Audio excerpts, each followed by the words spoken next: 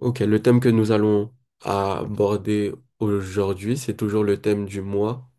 Ton Dieu ordonne que tu sois puissant. Et le sous-thème que j'aimerais partager ce soir, c'est je ne fais que ce que je vois faire le Père. Amen. Je ne fais que ce que je vois faire le Père.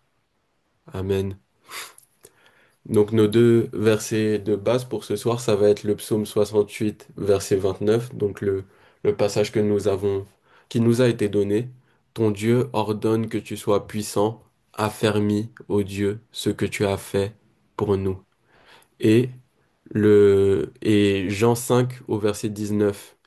La Bible dit dans Jean 5 au verset 19, Jésus reprit donc la parole et leur dit, en vérité, je vous le dis, le Fils ne peut rien faire de lui-même. Il ne fait que ce qu'il voit faire au Père. Et tout ce que le Père fait, le Fils aussi le fait pareillement. Amen. Amen.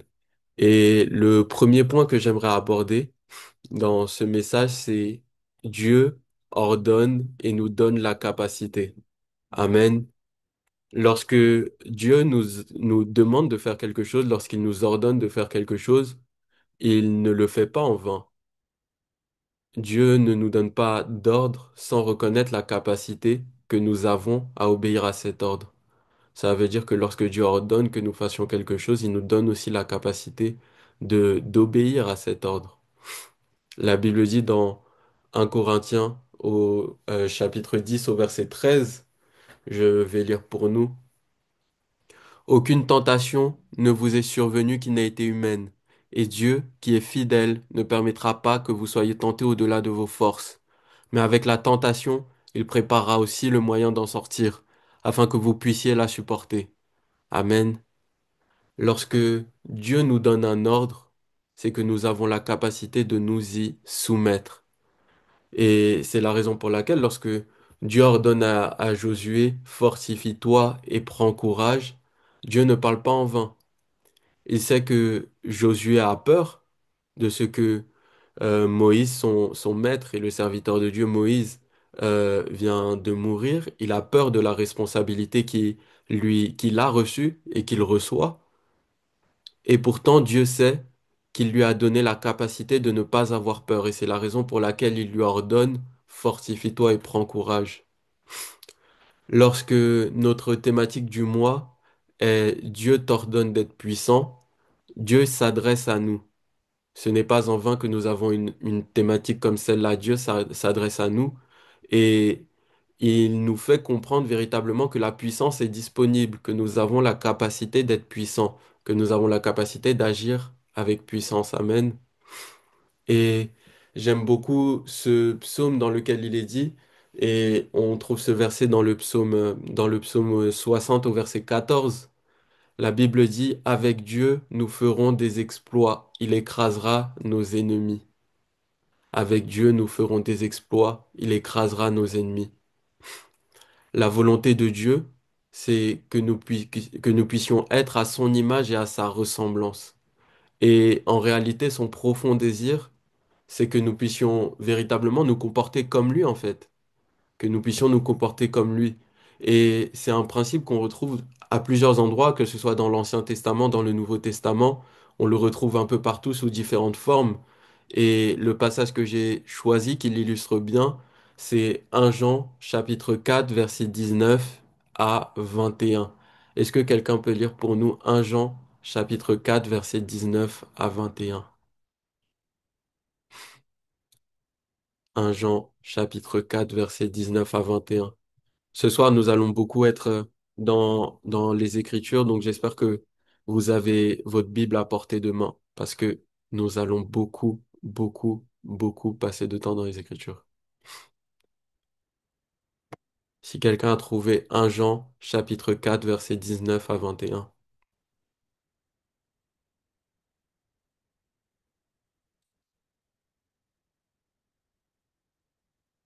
1 Jean, chapitre 4, verset 19 à 21. Si personne n'a trouvé, je vais lire pour nous. La Bible dit, pour nous, Nous l'aimons parce qu'il nous a aimés le premier. Si quelqu'un dit j'aime Dieu et qu'il haïsse son frère, c'est un menteur. Car celui qui n'aime pas son frère qu'il voit, comment peut-il aimer Dieu qu'il ne voit pas? Et avons, nous avons de lui ce commandement, que celui qui aime Dieu aime aussi son frère. Amen. Et si on remonte au verset 17, il est écrit, tel il est, tel nous sommes aussi dans ce monde. Amen. Tel il est, tel nous sommes aussi dans ce monde. Et c'est véritablement un principe qui est valable comme nous venons de le voir ici avec l'amour. De la même manière que Dieu nous a aimés, nous aussi nous devons aimer. C'est valable aussi avec le pardon. De la même manière que Dieu nous a pardonné, nous devons être capables aussi de pardonner. C'est valable avec la grâce, avec la miséricorde, avec la patience. Et c'est aussi valable avec la puissance. De la même manière que notre Dieu est puissant, nous aussi nous devons être puissants. Si notre Dieu est véritablement puissant, nous devons agir avec puissance. Amen. Et j'ai même envie de dire que Dieu agit avec puissance dans nos vies afin que nous puissions être capables d'agir nous-mêmes avec cette puissance. La volonté de Dieu, c'est que nous soyons des témoins de sa puissance et des porteurs de sa puissance. Lorsqu'on parle de puissance, on est souvent focalisé sur les signes et les prodiges, ce qui n'est pas une mauvaise chose, mais ce qui nous fait aussi parfois oublier ou bien même diminuer la puissance de de la nouvelle naissance. Et c'est ce sur quoi j'aimerais mettre l'accent maintenant. La Bible dit dans Jean 14, versets 6 et 7, Jésus lui dit, Je suis le chemin, la vérité et la vie. Nul ne vient au Père que par moi. Si vous me connaissez, vous connaissez aussi mon Père. Et dès maintenant, vous le connaissez et vous l'avez vu. Amen. C'est en acceptant de suivre Jésus que nous avons la capacité d'aimer comme lui, comme nous venons de voir, que nous avons la capacité de pardonner comme lui, que nous avons la capacité d'être lent à la colère comme il est lent à la colère, et que nous avons aussi la capacité du coup d'être puissant comme lui il est puissant. Et il est important pour nous de ne pas sous-estimer la puissance que c'est de pouvoir aimer comme Dieu aime, la puissance que c'est de pouvoir pardonner comme Dieu pardonne, la puissance que c'est de pouvoir être rempli d'amour comme Dieu est rempli d'amour.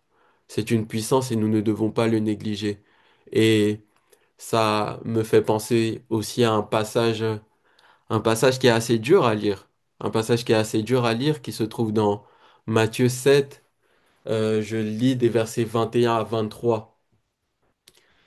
Ceux qui me disent Seigneur, Seigneur, n'entreront pas tous dans le royaume des cieux, mais celui-là seul qui fait la volonté de mon Père qui est dans les cieux.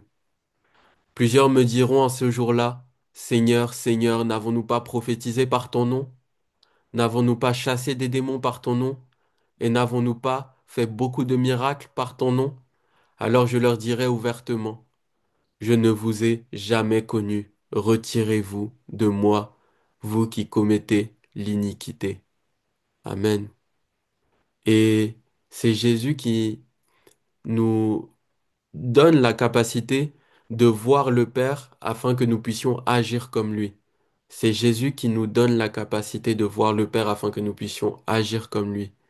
Et une fois cela étant dit, nous ne devons pas justifier notre manque de puissance aussi, ou notre manque de signes et de prodiges dans nos vies, en mettant l'accent sur la manière de vivre, sur le caractère uniquement.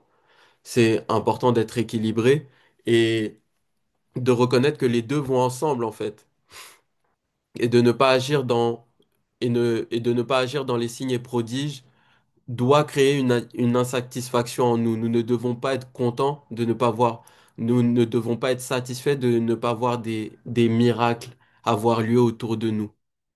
Ce n'est pas une bonne chose. Et cela me fait penser à ce passage dans les Écritures qui dit dans Deux Rois, nous allons prendre Deux Rois chapitre 5 et nous allons lire des versets 1 à 4. 2 Rois, chapitre 5, versets 1 à 4. 2 Rois.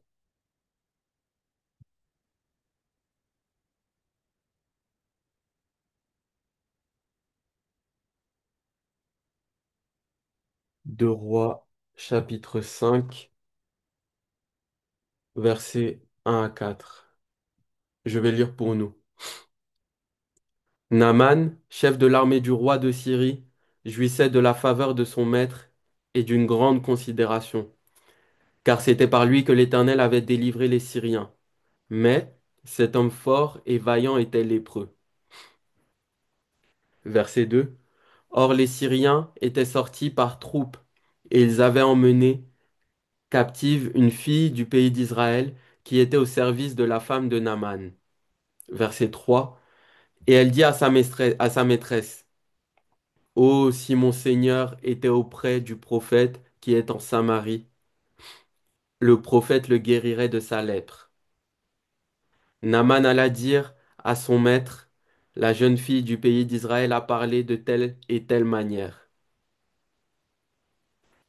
Lorsqu'on lit ce passage, en fait, on se rend compte que de la même manière que des non-chrétiens dans notre entourage doivent être capables de reconnaître que Jésus vit en nous, et que nous ne sommes pas comme les autres, en fait, que nous sommes différents au travers de notre caractère, ils doivent aussi être capables de reconnaître que s'ils connaissent quelqu'un qui est malade, je peux appeler tel chrétien, je peux appeler tel frère, telle sœur, cette personne va prier et le malade va être guéri. Et de la même manière que la jeune fille d'Israël a pu dire, il y a un prophète en Israël qui est capable de guérir mon maître. De la même manière aussi, notre entourage, dans ceux qui ne sont pas chrétiens, qui ne connaissent pas Dieu dans notre entourage, doivent être capables de dire, ah, mais je connais un chrétien, il prie, et quand il prie, il y a des miracles. Quand il prie, Dieu exauce ses prières. Amen. Et c'est de cette manière c'est de cette manière que les différentes personnes doivent parler à notre sujet. Le deuxième point que j'aimerais aborder ce soir, c'est que le deuxième point que j'aimerais aborder ce soir, c'est que Dieu attend de nous que nous ayons la foi. Dieu veut que nous fassions le premier pas. Amen. Lorsque on est face à un tel ordre, Dieu nous ordonne d'agir avec puissance. Dieu nous ordonne d'être puissants. Il nous ordonne d'être puissants parce que Jésus a agi avec puissance. Et pour cela, nous devons poser des actes de foi. Il est important que nous puissions agir avec foi. Jésus dit dans Matthieu 17 au verset 20, et je lis la parole de Dieu, c'est à cause de votre incrédulité, leur dit Jésus. Je vous le dis en vérité, si vous aviez de la foi comme un grain de sénévé, vous diriez à cette montagne, transporte-toi d'ici là, et elle se transporterait. Rien ne vous serait impossible. Amen. Dieu attend de nous que nous ayons foi en ce qu'il est capable de faire. Lorsque Dieu nous donne l'ordre d'être puissant, il attend de nous que nous ayons la foi, que oui, s'il l'a dit, nous pouvons agir avec puissance, nous pouvons être puissants. Et pour cela, j'aimerais qu'on puisse prendre l'exemple de l'histoire de Moïse. Nous connaissons la manière dont Moïse euh, la manière dont Dieu a utilisé Moïse pour agir avec des signes et des prodiges pour délivrer son peuple, mais regardons à l'attitude de Moïse lorsque Dieu l'envoie. Prenons Exode au chapitre 4, versets 10 à 18. Exode chapitre 4, versets 10 à 18.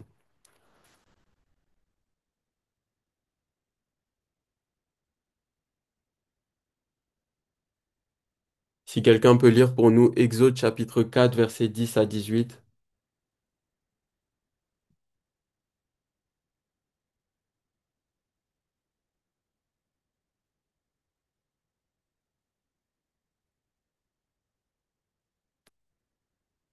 Je vais lire la parole de Dieu. Exode chapitre 4, verset 10, verset 10 à 18. Moïse dit à l'Éternel, ah Seigneur, je ne suis pas un homme qui ait la parole facile, et ce n'est ni d'hier, ni d'avant-hier, ni même depuis que tu parles à ton serviteur, car car j'ai la bouche et la langue embarrassées. L'Éternel lui dit, qui a fait la bouche de l'homme, et qui rend muet ou sourd, voyant ou aveugle? N'est-ce pas moi, l'Éternel? Va donc, je serai avec ta bouche, et je t'enseignerai ce que tu auras à dire. Moïse dit, ah Seigneur, envoie qui tu voudras envoyer. Alors la colère de l'Éternel s'enflamma contre Moïse, et il dit, n'y a-t-il pas ton frère Aaron, le Lévite? Je sais qu'il parlera facilement. Le voici lui-même qui vient au-devant de toi, et quand il te verra, il se réjouira dans son cœur. Tu lui parleras, et tu mettras les paroles dans sa bouche. Et moi je serai avec ta bouche et avec sa bouche, et je vous enseignerai ce que vous aurez à faire. Verset 16. Il parlera pour toi au peuple, il te servira de bouche, et tu tiendras pour lui la place de Dieu. Prends ta main, prends dans ta main cette verge avec laquelle tu feras des signes. Au verset 18 maintenant, Moïse s'en alla et de retour auprès de Jéthro, son beau-père, il lui dit, etc., etc. Mais verset 18, Moïse s'en alla. Lorsqu'on lit ce passage, on voit que Moïse était plein de doutes, il était plein d'incertitudes. Et la discussion entre Moïse et Dieu remonte même jusqu'au chapitre 3. Elle ne commence pas au chapitre 4, mais elle commence au chapitre 3. Ça veut dire qu'il y a une longue discussion entre Dieu et Moïse a de la peine à être convaincu. Il a de la peine à être convaincu. Cependant, Dieu prend le temps de le rassurer. Et après l'avoir rassuré, il a suffi à Moïse seulement d'aller. Comme le dit le verset 18, Moïse s'en alla. Il a fallu seulement à Moïse de faire le premier pas, d'aller et véritablement d'avoir foi en ce que Dieu lui avait promis, en ce que Dieu avait promis, en ce que Dieu avait annoncé qu'il allait faire. Et c'est véritablement ce premier pas qui a déterminé la manière dont Dieu a utilisé grandement Moïse. Si on regarde maintenant une autre histoire, l'histoire de Jérémie, et je vais lire pour nous Jérémie au chapitre 1, versets 4 à 8. Je lis la parole de Dieu. La parole de l'Éternel me fut adressée en ces mots. Avant que je t'eusse formé dans le ventre de ta mère, je te connaissais, et avant que tu fusses dans son sein, je t'avais consacré. Je t'avais établi prophète des nations. Je répondis, ah Seigneur éternel, voici, je ne sais point parler, car je suis un enfant.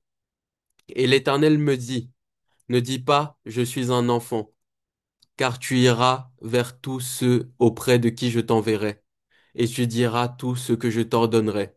Ne les crains point, car je suis avec toi pour te délivrer, dit l'Éternel. Amen. Une nouvelle fois, on est là face à un prophète qui ne se sait pas encore prophète, mais que Dieu appelle. Et une nouvelle fois, Dieu attend de nous véritablement que nous nous lancions et que nous lui fassions pleinement confiance. Et lorsqu'on lit la suite de l'histoire de Jérémie, le livre de Jérémie, du prophète Jérémie, on voit comment Dieu l'a puissamment utilisé. Malgré les difficultés, malgré les combats, Dieu a toujours été avec lui et Dieu a toujours accompagné sa parole de puissance. J'aime aussi beaucoup l'histoire d'Ézéchiel et nous allons lire Ézéchiel chapitre 37, versets 1 à 10. Ézéchiel chapitre 37, versets 1 à 10. Ézéchiel. Ézéchiel chapitre 37, versets 1 à 10. Je lis pour nous. La main de l'Éternel fut sur moi, et l'Éternel me transporta en esprit et me déposa dans le milieu d'une vallée remplie d'ossements. Il me fit passer auprès d'eux tout autour. Et voici, ils étaient fort nombreux à la surface de la vallée, et ils étaient complètement secs. Il me dit, Fils de l'homme, ces eaux pourront-ils revivre? Je répondis, Seigneur éternel, tu le sais. Il me dit, Prophétise sur ces eaux et dis-leur, ossements desséchés, écoutez la parole de l'Éternel. Prophétise sur ces eaux et dis-leur, ossements desséchés, écoutez la parole de l'Éternel. Ainsi parle le Seigneur l'Éternel à ces eaux. Voici, je vais faire entrer en vous un esprit, et vous vivrez. Je vous donnerai des nerfs, je ferai croître sur vous de la chair, je vous couvrirai de peau, je mettrai en vous un esprit, et vous vivrez, et vous saurez que je suis l'Éternel. Je prophétisais selon l'ordre que j'avais reçu. Et comme je prophétisais, il y eut un bruit, et voici, il se fit un mouvement, et les os s'approchèrent les uns des autres. Je regardais, et voici, leur vin des nerfs, la chair crue, et la peau les, et la peau les couvrit par-dessus. Mais il n'y avait point en eux d'esprit. Il me dit, prophétise et parle à l'esprit. Prophétise, fils de l'homme, et dis à l'esprit. Ainsi parle le Seigneur, l'Éternel. Esprit, viens des quatre vents, souffle sur ces morts, et qu'ils revivent. Je prophétisais selon l'ordre qu'il m'avait donné, et l'Esprit entra en eux, et ils reprirent vie, et ils se tinrent sur leurs pieds. C'était une armée nombreuse, très nombreuse. Amen. Et là où, avec Moïse et avec Jérémie, on était face à des prophètes qui avaient leur première rencontre avec Dieu, ici, dans le passage d'Ézéchiel, on est face à un prophète qui n'en est pas à sa première expérience avec Dieu. Ce n'est pas la première fois que Dieu lui parle. Et j'aime beaucoup la sagesse qu'il a de dire lorsque Dieu lui pose la question, crois-tu que ces eaux puissent revivre? Ézéchiel répond à cette question, tu le sais, tu le sais, tu le sais. Peut-être qu'il n'avait pas la certitude que c'était possible, mais il savait que Dieu le savait. Il savait, il avait la conviction que Dieu le savait. Et une nouvelle fois, on le voit dans ce passage, Dieu attend de nous que nous fassions le premier pas. Dieu demande au prophète de prophétiser, le prophète prophétise et la parole prend vie. Dieu demande au prophète de parler, le prophète parle et la parole prend vie. Et la puissance de Dieu agit. Et c'est de cette manière que Dieu attend de nous que nous nous comportions. Il veut que nous ayons foi. Et ces différents passages témoignent véritablement de ce que Dieu attend de nous, que nous ayons foi en lui et que nous fassions le premier pas dans l'obéissance à sa voix, dans la soumission et dans la foi en ce que Dieu dit, il l'accomplit. Amen. Et parfois nous sommes dans des situations où nous aimons trop notre confort. Nous aimons trop quand les choses sont calmes, quand les choses sont paisibles ou, ou certaines à nos yeux.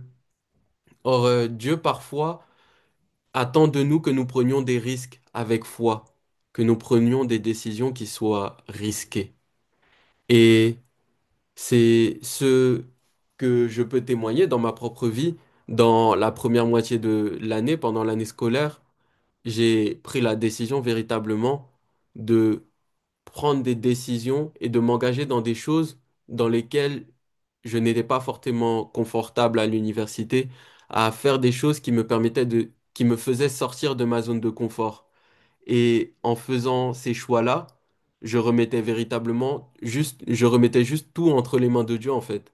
Et je lui disais que peu importe ce qui arrive, peut-être que je vais pas réussir, peut-être que je vais réussir, mais peu importe ce qui arrive, si je réussis, c'est véritablement par ta force. C'est entre tes mains. C'est toi qui m'as donné la force de faire ça, parce que je sais que de mes propres forces, je serais jamais allé dans cette direction-là. Je n'aurais jamais essayé de faire ça. Et dans sa grâce, à chaque fois, il m'a donné la force de faire des choses que je n'aurais pas cru être capable de faire en fait. Et j'aime beaucoup aussi ce qu'un pasteur que j'apprécie a dit, c'est que il a dit cette phrase, si Dieu m'attend sur un champ de bataille, alors ce champ de bataille est l'endroit le plus sûr au monde, car je suis là où Dieu veut que je sois. Il n'y a pas d'endroit de plus sûr, de plus confortable que là où Dieu est. Peut-être que c'est le champ de bataille, mais ce champ de bataille sera plus confortable pour nous que peu importe l'endroit où nous nous trouvons, peu importe le confort dans lequel nous pensons être. Et ce n'est pas dans mes notes, mais ça me fait penser à David qui était roi, et alors que sa place était sur le champ de bataille, il s'est retrouvé là, chez lui, à s'ennuyer sur son toit, et il a péché contre Dieu en voyant Bathsheba. Il a péché contre Dieu en la voyant. David n'aurait pas péché contre Dieu s'il avait été sur le champ de bataille comme il lui avait été demandé d'être dans sa position de roi. Et pourtant, alors qu'il n'était pas là où Dieu attendait qu'il soit, il a péché contre Dieu. Véritablement, le champ de bataille est véritablement un endroit pour nous qui est plus confortable tant que Dieu est avec nous. Tant que Dieu est avec nous. Et d'ailleurs, c'est David qui dit dans le psaume 23, lorsque je marche dans la vallée de l'ombre de la mort, je ne crains aucun mal car tu es avec moi. Dieu avec nous, peu importe l'endroit où nous sommes, est un meilleur endroit. Est un meilleur endroit. Amen. Et si nous voulons véritablement marcher avec puissance, nous devons être remplis de foi et nous devons apprendre à nous voir comme Dieu nous voit, d'une part, et à voir comme Dieu voit. Et c'est quelque chose aussi que je peux témoigner lorsqu'on m'explique une situation dans laquelle une personne est souffrante ou bien dans laquelle une personne est malade. J'apprends d'une part et je m'efforce de reconnaître que ce genre de situation est le type de situation dans lequel Dieu veut se glorifier par un miracle.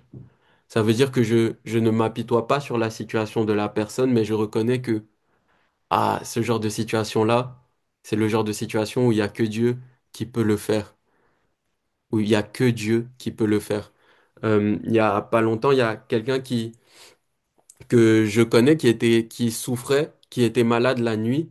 Et la nuit, cette personne avait des courbatures, des migraines et différentes choses qui lui arrivaient la nuit. Et cette personne souffrait véritablement beaucoup de ça. Et cette personne est allée voir les médecins et les médecins n'ont pas trouvé ce qui n'allait pas. N'ont pas trouvé ce qui n'allait pas. Et lorsque la personne m'a expliqué ça, je me suis efforcé de comprendre en fait que mais lorsque tu me racontes ce que tu me dis là, je reconnais que ça, c'est le genre de situation où il y a que Dieu qui peut faire quelque chose. C'est le genre de situation où, quand les médecins disent qu'ils ne savent pas quoi faire, quand il ne semble ne pas y avoir d'espoir, c'est le genre de situation où Dieu aime se glorifier.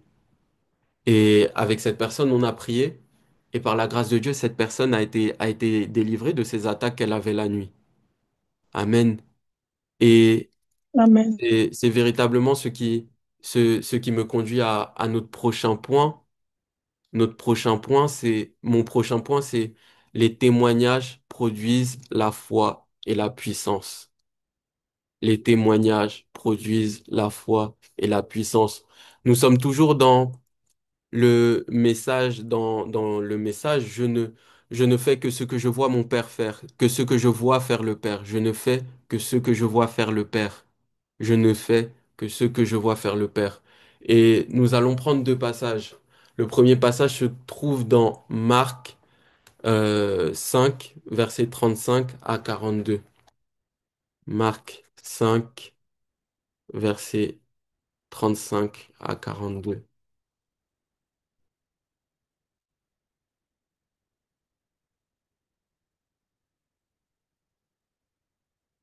Marc 5, versets 35 à 42. Je vais lire la parole de Dieu.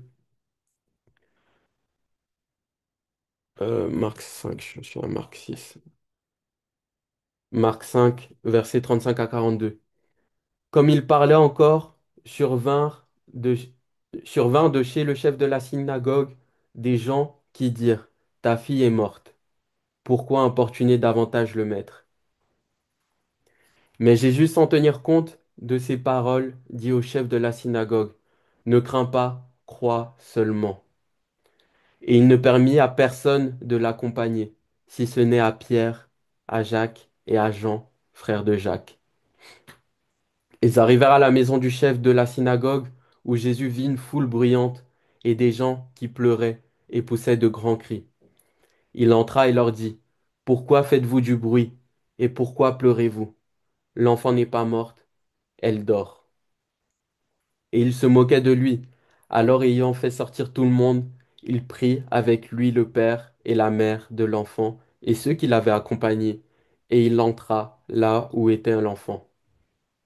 Il la saisit par la main et lui dit, Talitha Kumi, ce qui signifie, jeune fille, lève-toi, je te le dis. Aussitôt la jeune fille se leva et se mit à marcher, car elle avait 12 ans, et ils furent dans un grand étonnement. Amen.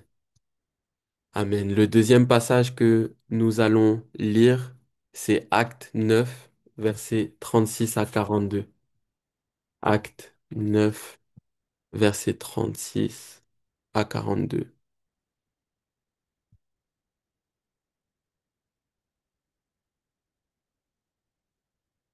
Acte 9, versets 36 à 42, je vais lire pour nous.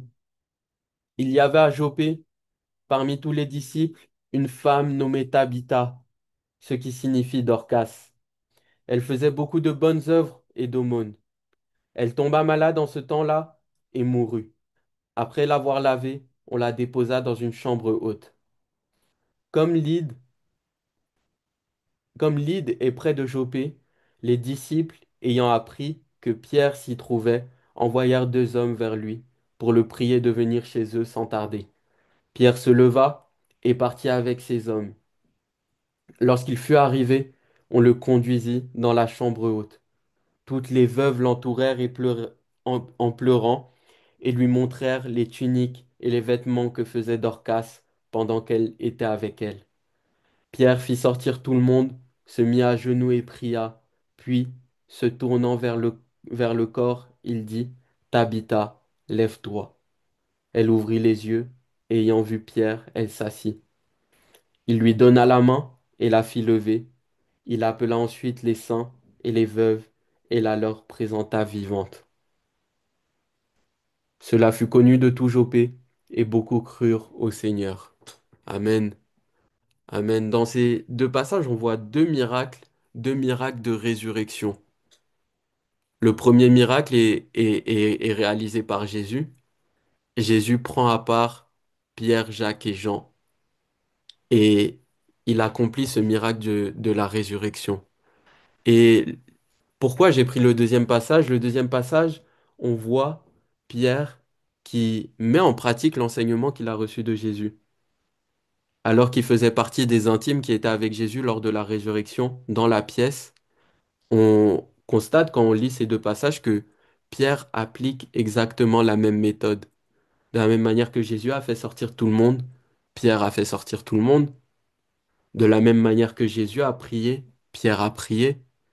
De la même manière que Jésus a tendu la main à la jeune fille, Pierre a tendu la main. De la même manière que Jésus a dit lève-toi, Pierre a dit lève-toi. Et de la même manière que la jeune fille a été est ressuscitée dans le cas de Jésus, Dorcas est revenue à la vie dans le cas de Pierre aussi. Amen. Et véritablement, ces passages témoignent du fait que nous devons être des imitateurs de Christ. Nous devons être comme lui. Et être un imitateur de Christ, c'est être d'une part un témoin d'un miracle, de la même manière que Pierre a été témoin du miracle de la résurrection. Et le fait d'avoir été témoin de ce miracle-là lui a donné la capacité de voir qu'il y avait quelque chose de disponible. Lorsqu'on est venu le voir, lorsqu'on est venu voir Pierre pour lui dire que Dorcas est décédé, Pierre s'est dit qu'il y avait quelque chose de possible, que ce n'était pas fini.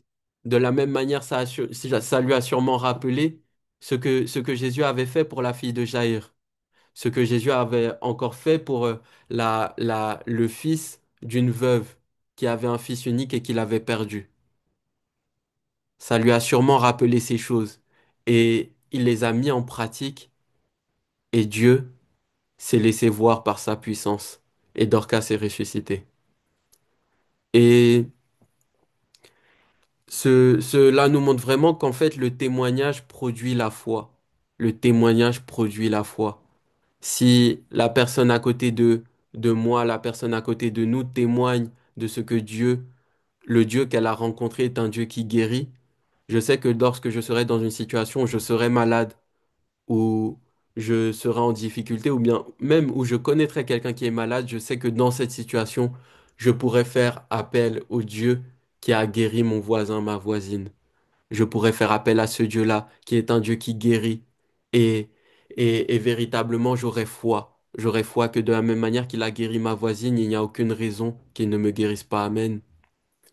Et ce qui est triste parfois, c'est que parfois nous ne témoignons pas. Nous gardons ce que Dieu fait dans nos vies pour nous, alors que véritablement, dans notre témoignage, il se cache aussi la guérison d'une personne, de la personne qui va entendre ce témoignage.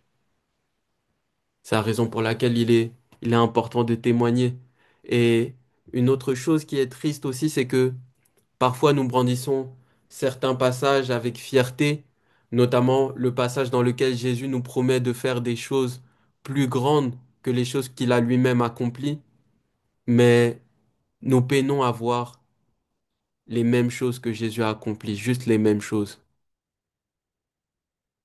Nous peinons à voir ces choses-là. Et une des raisons pour lesquelles je crois que nous peinons à voir ces choses-là, c'est que nous ne les connaissons pas tout simplement. Nous ne lisons pas assez les évangiles, nous avons même pas connaissance de tous les miracles que Jésus a accomplis qui ont été mentionnés dans les évangiles. Et véritablement, il est important que nous puissions demeurer dans la parole de Dieu. La parole de Dieu est un livre de témoignages. Tout ce qui a été fait dans la parole de Dieu, nous pouvons nous l'approprier et le déclarer sur nos vies. C'est la parole de Dieu. S'il y a quelqu'un qui est ressuscité d'entre les morts dans la parole de Dieu, le jour où je vais à l'hôpital et qu'il y a quelqu'un qui est mort, on me demande de prier pour la personne, je dois croire, je dois avoir foi que parce que le témoignage est dans la Bible, je peux voir aussi cette chose s'accomplir. Amen. Et véritablement que Dieu nous aide à avoir foi et à méditer la parole, à voir tout ce qui est disponible dans la parole. Parce que c'est comme ça que nous arriverons à faire les choses que Jésus a accomplies. Et c'est comme ça que nous arriverons à faire de plus grandes choses aussi. Amen. Mon quatrième point est la compassion. La compassion produit la puissance. La compassion. La compassion est un indispensable si nous voulons agir avec puissance. Les évangiles ne manquent pas d'exemples dans lesquels Jésus a fait de grands miracles après qu'il soit mentionné qu'il a éprouvé de la compassion.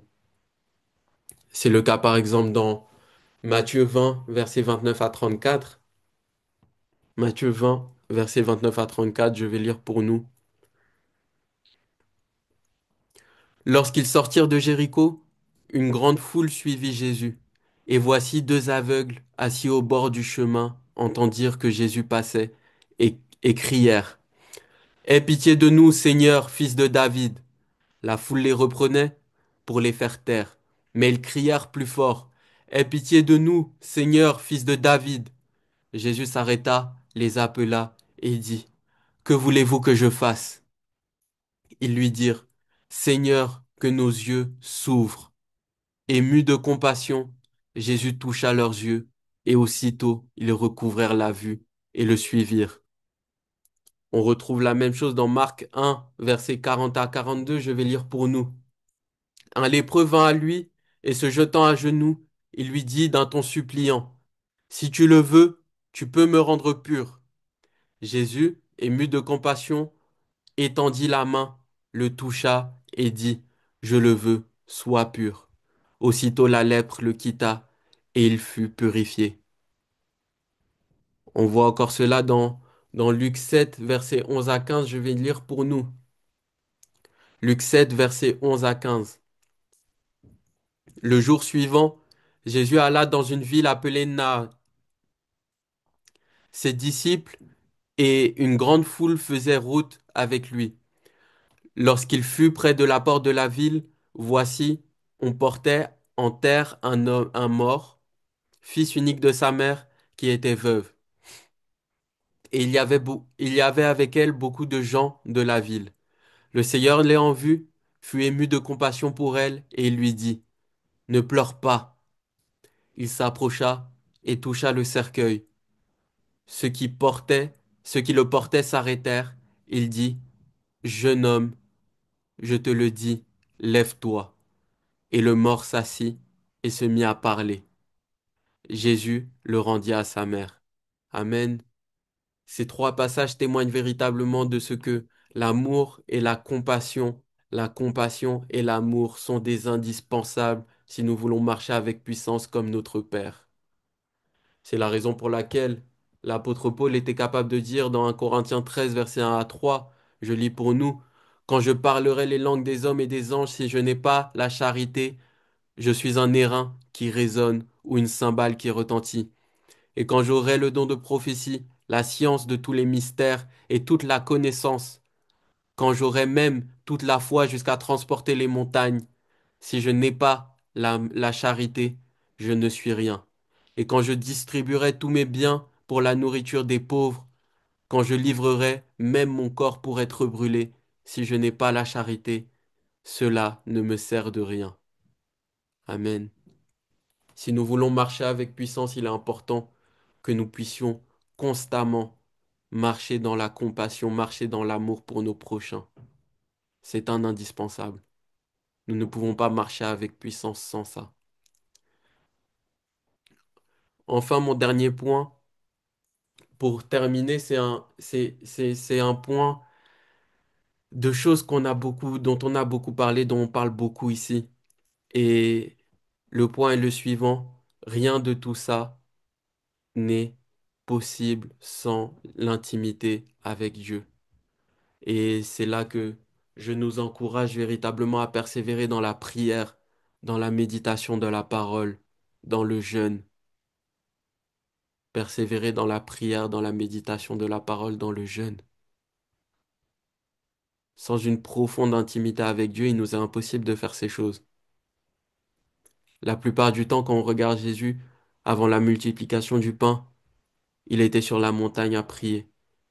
Avant d'accomplir, avant même le passage que nous avons lu, lorsqu'il ressuscite la, la fille de Jaïr. Avant cela, il était en train de prier, il s'apprêtait à aller prier. Et ému de compassion pour la foule, il s'arrête et il décide de prêcher. Jésus passait son temps à prier, Jésus passait son temps dans le jeûne. Jésus connaissait la parole, il est la parole. Et parfois, il y a des situations qui nous poussent à prier, qui nous pousse à jeûner, qui nous pousse à méditer la parole.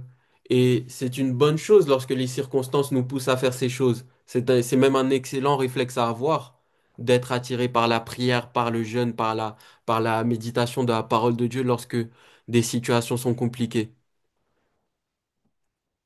Mais lorsque je ne vais pas bien, je dois prier. Lorsque je traverse des difficultés, je dois aussi prier. Je dois jeûner. Lorsque je ne comprends pas aussi ce qui se passe dans ma vie, il est important de méditer la parole, de prier, de jeûner. Et toutes ces choses sont bonnes, sont excellentes, sont nécessaires. Mais il est important que nous ne nous limitions pas à cela si nous voulons marcher avec puissance. Et je me posais la question alors que je préparais le message, quelle est la situation qui a poussé Jésus à jeûner une fois qu'il a été baptisé? Aucune situation. Aucune situation. Il n'était pas dans la réaction, mais il était dans la proaction. Et parfois, ce que nous avons À tort comme attitude, c'est une attitude de réaction. Il se passe un problème et nous réagissons. Alors que Dieu attend de nous que nous soyons dans la proaction, que nous soyons déjà dans l'attitude de prière, dans une attitude de jeûne, avant même que les situations arrivent. Et véritablement, pendant que je préparais le temps, Dieu m'a mis à cœur une histoire pour illustrer cette situation. Et je vais partager avec vous cette histoire. Dans une ville, il y a eu un tremblement de terre et une personne qui était chrétienne, après ce tremblement de terre, elle se promène sur son téléphone et elle voit une vidéo dans laquelle plusieurs chrétiens de la ville disent que Dieu leur avait parlé en rapport avec cette catastrophe. Le chrétien qui tenait son téléphone, il laisse donc son téléphone et il va prier, il demande à Dieu, sachant que tu ne fais rien sur la terre sans le révéler à tes serviteurs. Pourquoi ne m'as-tu pas prévenu moi aussi que cette catastrophe allait arriver? Et Dieu répond à la prière de cette personne chrétienne en disant, toi, tu as besoin de cette situation pour te mettre à prier, tandis que mes amis, eux, passent du temps dans ma présence. Qu'ils soient dans le besoin ou pas, ils prient. Lorsqu'ils prient, ils prient pour les situations présentes comme les situations à venir. Amen. Et c'est la raison pour laquelle nous devons aspirer à avoir une plus grande intimité avec Dieu. Nous devons aspirer à avoir une plus grande avec Dieu si nous voulons véritablement manifester la puissance. Si nous voulons manifester la puissance, nous devons avoir une grande intimité avec Dieu, une grande intimité avec le Père. Et une nouvelle fois, Jésus passait énormément de temps dans la prière avec le Père, seul à seul avec le Père. Et il faisait pleinement confiance au Saint-Esprit. Et c'est la raison pour laquelle je reprends le passage de base que j'avais à cœur pour ce message, Jean 5, verset 19. En vérité, je vous le dis, le Fils ne peut rien faire de lui-même. Il ne fait que ce qu'il voit faire au Père. Et tout ce que le Père fait, le Fils aussi le fait pareillement. Amen. C'est dans ce lieu d'intimité que Jésus a agi avec puissance. Et si nous voulons faire pareil, si nous voulons agir comme le Père agit, comme Jésus nous a montré que le Père voulait que nous puissions faire, véritablement nous devons demeurer. Nous voulons demeurer dans le lieu de l'intimité avec Dieu. Amen. Amen. Je vais prier. Seigneur Jésus, merci pour ces temps. Merci Seigneur pour ce message qui me fait du bien, Seigneur. Assurément, tu m'as parlé personnellement pour ce message, Seigneur. Seigneur, je t'en supplie, donne-nous la capacité de demeurer dans ta présence, afin que nous puissions voir comment tu vois, afin que nous puissions penser comme tu penses, afin que nous puissions poser les actes que tu poses. Seigneur, donne-nous de passer du temps dans l'intimité avec toi, afin que nous puissions être remplis de la puissance que tu nous donnes. Seigneur, nous sommes fatigués, nous sommes fatigués, nous sommes fatigués, Seigneur. Tu as promis que nous ferons de plus grandes choses que ce que tu as fait, mais nous peinons, nous avons du mal à voir ces choses que tu as fait dans un premier temps. Seigneur, donne-nous de marcher avec puissance, donne-nous de marcher avec ta force. Remplis chacun d'entre nous, Seigneur, d'audace, afin de pouvoir faire le pas qui va déclencher la foi, Seigneur, afin de prendre cette décision lorsque tu nous parles et de nous soumettre seulement, Seigneur, en ayant confiance que, de la même manière que tu nous as envoyés, tu nous as équipés. Seigneur, merci parce que tu es bon, tu es fidèle, en tout temps, en toutes circonstances. Seigneur, apprends-nous à avoir comme réflexe la prière. Apprends-nous à avoir comme réflexe le lieu secret. Apprends-nous à avoir comme réflexe l'intimité avec toi, peu importe la situation. Seigneur, une nouvelle fois, je te le demande. Éloigne de nous toute peur. La Bible dit, tu ne nous as pas donné un esprit de timidité, mais un esprit de force. Seigneur, ne permets pas que nous soyons des chrétiens qui soient charnels, Seigneur, dans la mesure où nous avons peur de prier. Seigneur, il n'y a rien qui soit trop dur pour toi. Au contraire, Seigneur, plus la situation est dure, plus nous reconnaissons que de nos mains, nous ne pouvons pas le faire, mais c'est le genre de situation où toi, tu agis. C'est le genre de situation dans lesquelles toi, tu fais. Seigneur, remplis-nous d'une pleine confiance en toi, peu importe les situations, peu importe les défis. Au nom de Jésus. Amen. Amen.